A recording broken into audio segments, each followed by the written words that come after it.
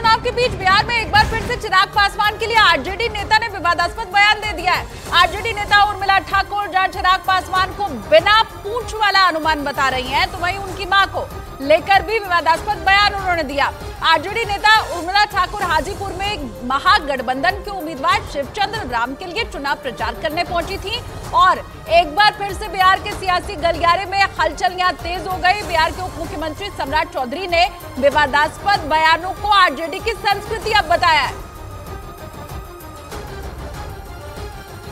चिराग पासवान जी ने वो जहां पर उनका लालन पालन हुआ है, जिस मां के गोद में पले हैं, वो दूसरे के घर परिवार को उजाड़ने वाली मां दूसरे के दर्द को क्या समझ सकती है। इसलिए उनको जो परवरिश जहां किया गया है, उस परवरिश में लोगों की गरीबी, लोगों का दुख दर्द, लोगों की आंसू, लोगों का रिश्ता वो समझ ही नहीं सकता। वो कैंडिडेट वो हनुमान किसी का हो सकता है और हनुमान ऐसा हनुमान की बिना पूछ का हनुमान है। राजद की संस्कृति है। राजद ये इसके लिए ही जाना जाता है, दूसरे को गाली देना और समाज के लिए कुछ काम नहीं करता। लालटेन का मतलब ही है लालू प्लस 10। 2024 के लोकसभा चुनाव में यूपी और बिहार में अपनी किस्मत आजमा रहे असदुद्दीन ओवैसी पर बीजेपी की बी टीम होने का फिर आरोप लगा। जबकि ओवैसी अपनी रैलियों में खुलकर बीजेपी के खिलाफ बोलते हैं, लेकिन विपक्षी पार्टियों ने उन पर बीजेपी की बी टीम होने का आरोप लगाया। क्योंकि इस बार ओवैसी ने यूपी और बिहार की लोकसभा सीटों पर चुनाव लड़ने का ऐलान किया। हालांकि ये साफ नहीं हो पाया कि वो कितनी सीटों पर चुनाव लड़ेंगे, लेकिन जिन सीटों पर उनके प्रत्याशियों का ऐलान कर दिया गया वहां वो प्रचार में जुट गए। बिहार के सीमांचल इलाके में आने वाली किशनगंज सीट वही सीट है जहां असदुद्दीन ओवैसी ने पार्टी के प्रत्याशी अख्तरुल ईमान अमौर के लिए वोट की अपील की, लेकिन इस अपील में उन्होंने मुस्लिम समुदाय के वोटरों को टारगेट किया। ये किशनगंज और सीमांचल की अजमत का इलेक्शन है मेरे अजीज दोस्तों और बुजुर्गों। बिहार का सीमांचल वो इलाका है जहां एमआईएम धीरे धीरे अपने पैर जमाने की कोशिश कर रही है, क्योंकि 2020 के विधानसभा चुनाव में बिहार के सीमांचल इलाके की 5 सीटों पर एमआईएम का कब्जा हो गया था और उसी जीत से उत्साहित ओवैसी के बिहार की 11 सीटों पर चुनाव लड़ने की खबरें हैं।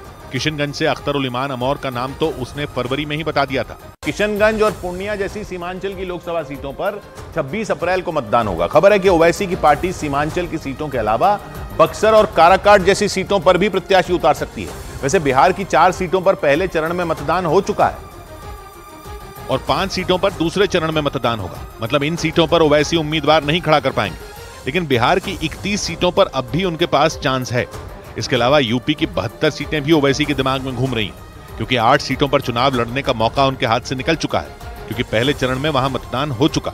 लेकिन बाकी सीटों पर ओवैसी और पल्लवी पटेल का गठबंधन पीडीएम उम्मीदवार उतारने की तैयारी में है और कुछ सीटों पर पल्लवी पटेल की पार्टी अपना दल कमेरावादी ने प्रत्याशियों के नाम का ऐलान भी कर दिया, लेकिन ओवैसी के प्रत्याशियों का नाम आना बाकी है। लेकिन जैसे उनके तेवर हैं और जिस तरह से उन्होंने उत्तर प्रदेश में पीडीएम यानी पिछड़ा दलित और मुसलमान गठबंधन बनाया है, वो विपक्षी पार्टियों के निशाने पर है। क्योंकि उन्होंने आरोप लगाया कि ओवैसी के यूपी या बिहार में चुनाव लड़ने से बीजेपी का नुकसान नहीं होगा, क्योंकि विपक्षी पार्टियों के मुताबिक ओवैसी की पार्टी का टारगेट पिछड़ा दलित और मुसलमान मतदाता है, यानी वो मतदाता जिनके दम पर यूपी में समाजवादी पार्टी और कांग्रेस और बिहार में आरजेडी और कांग्रेस बीजेपी को टक्कर देने की कोशिश कर रहे हैं। ओवैसी ने पीडीएम गठबंधन बनाकर उन्हीं मतदाताओं को अपने पाले में लाने की कोशिश की और इसीलिए विपक्षी पार्टियों ने आरोप लगाया कि ओवैसी बीजेपी की बी टीम की तरह काम कर रहे हैं। लेकिन ओवैसी का तर्क है कि उत्तर प्रदेश और बिहार की क्षेत्रीय पार्टियों ने मुस्लिम मतदाताओं को वोट बैंक की तरह इस्तेमाल किया और इसलिए मुस्लिम समुदाय की अगुवाई करने वाली पार्टी की जरूरत पड़ी और इसीलिए एमआईएम ने मुस्लिम समुदाय के लोगों की अगुवाई का जिम्मा संभाला। मतलब ओवैसी ने संकेत दे दिया कि वो यूपी और बिहार समेत देश के अलग अलग राज्यों में मुस्लिम मतदाताओं को अपने पाले में लाने की कोशिश में है और बीजेपी की बी टीम नहीं बल्कि यूपी और बिहार में विपक्षी पार्टियों का विकल्प बनने की कोशिश कर रहे हैं। लेकिन समाजवादी पार्टी और आरजेडी को यही बात खटकती है, क्योंकि उन्होंने इस बात का तर्क दिया कि इससे मुस्लिम मतदाताओं का वोट बढ़ सकता है और इसीलिए उन्होंने आरोप लगाया कि ओवैसी बीजेपी की बी टीम। लेकिन विपक्षी पार्टियां केवल ओवैसी ही नहीं, पप्पू यादव जैसे कई निर्दलीय उम्मीदवारों पर भी यही आरोप लगा रही हैं। मतलब ये कि जिन जिन सीटों या राज्यों में विपक्ष के वोटों का बंटवारा करने वाला मैदान में उतरा, विपक्षी पार्टियों ने उसे बीजेपी की बी टीम बता दिया, क्योंकि इससे उनका वोट बैंक खिसक सकता है। अमित शाह ने कांग्रेस और राहुल गांधी पर एक बार फिर से पलटवार किया है। अमित शाह ने कहा है कि कांग्रेस तुष्टीकरण की राजनीति कर रही है। राहुल गांधी ने भी इस तरह की बातें वायनाड का चुनाव जीतने के लिए की है। वो कर्नाटक में नेहा हत्याकांड पर भी बोले। उन्होंने कहा इसका जवाब कर्नाटक सरकार को देना चाहिए। उधर सीए के सवाल पर उन्होंने ये कहा कि ये कानून वापस नहीं होगा। अमित शाह से न्यूज 18 इंडिया ने खास बातचीत की है। आपको सुनाते हैं अमित शाह ने इस दरमियान क्या कहा। गृहमंत्री अमित शाह जी हमारे साथ जुड़े हैं और आप देख सकते हैं ये विशाल यात्रा जो है यहाँ पे बैंगलोर दक्षिण पार्लियामेंट्री सीट में, और इस सीट में आप देख सकते हैं किस तरह से लोग मोदी जी, अमित शाह जी और यहाँ के जो उम्मीदवार है तेजस्वी सूर्या के लिए किससे जुड़े हुए हैं। हमसे बात करने का शुक्रिया। सीधा सवाल आपसे यह है कि कांग्रेस का कहना है कि वेल्थ डिस्ट्रीब्यूशन की बात जो हो रही है वो उनकी मैनिफेस्टो में जो बोले गए वेल्थ डिस्ट्रीब्यूशन की बात वो गलत है, और ओवैसी जी ने कहा है और उसमें टिप्पणी किया है। आपकी क्या प्रतिक्रिया? देखिए, कांग्रेस सालों से चुनाव जीतने के लिए एपीसमेंट करती आई है। राहुल गांधी ने वायनाड जीतने के लिए क्लियर कट स्टेटमेंट दिया था। अब वायनाड का चुनाव समाप्त होने को आ रहा है, जनता विरोध कर रही है, इसलिए वो कर रहे हैं। कर्नाटक में एक लड़की की हत्या हुई, नेहा हिरेमठ। कांग्रेस का कहना है पॉलिटिकल इशू बना रहा है बीजेपी इसका। आप मुझे बताइए, हत्या हुई है या नहीं हुई? शासन किसका है? तो उनको जवाब देना चाहिए या नहीं देना चाहिए? हमारा काम है ऑपोजिशन के नाते लॉ एंड ऑर्डर का इश्यू है। चिदम्बरम का कहना है कि सीए को वापस करें। आपकी क्या प्रतिक्रिया है?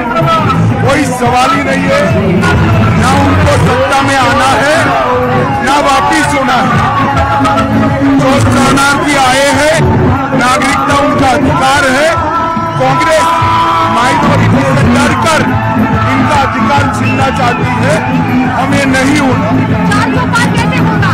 400 पार कैसे होगा? वोटर टर्नआउट कम था।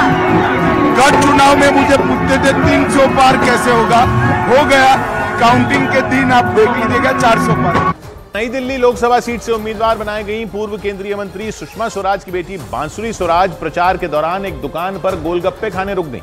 नई दिल्ली लोकसभा सीट पर बीजेपी की तरफ से बांसुरी स्वराज तो वहीं विपक्षी गठबंधन की तरफ से आम आदमी पार्टी के नेता सोमनाथ भारती को उम्मीदवार बनाया गया है। इन दोनों नेताओं की वजह से ही नई दिल्ली लोकसभा सीट को हॉट सीट माना जा रहा है। और इसी नई दिल्ली सीट पर प्रचार करने के लिए जब बांसुरी स्वराज पहुंची तो उन्होंने रास्ते में रुककर गोलगप्पे खाए। इस दौरान बीजेपी की कई महिला नेता और कार्यकर्ता उनके साथ नजर आए। नई दिल्ली सीट पर बीजेपी ने पूर्व विदेश मंत्री सुषमा स्वराज की बेटी बांसुरी स्वराज को उम्मीदवार बनाया, जबकि विपक्षी गठबंधन की तरफ से यहां आम आदमी पार्टी के सोमनाथ भारती मैदान में है। और इन दोनों नेताओं की वजह से ही नई दिल्ली लोकसभा सीट को हॉट सीट माना जा रहा है। हालांकि बांसुरी स्वराज ने दावा किया कि विपक्षी गठबंधन की दाल नई दिल्ली में नहीं गलने वाली। जनता का इस इंडी अलायंस, इस गठबंधन पे से बिल्कुल विश्वास उठ चुका है ही नहीं।